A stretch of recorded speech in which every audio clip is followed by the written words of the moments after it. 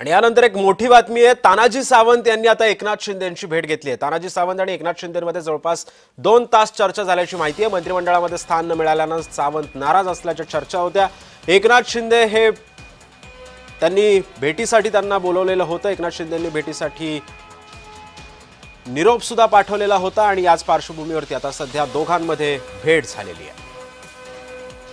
या संदर्भात अधिक माहिती देतोय आमचा प्रतिनिधी शुभम उमाळे सध्या आपल्या सोबत आहे। शुभम, नेमकी चर्चा काय झाली या भेटीमध्ये?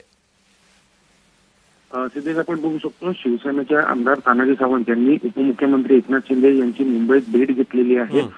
एकनाथ शिंदे यांनी निरोप दिल्यानंतर तानाजी सावंत यांनी जी आहे ती भेट घेतल्याचं समजून येत आहे। तातडीच्या भेटीचा निरोप जो आहे तो देखील बोलवण्यात आला होता।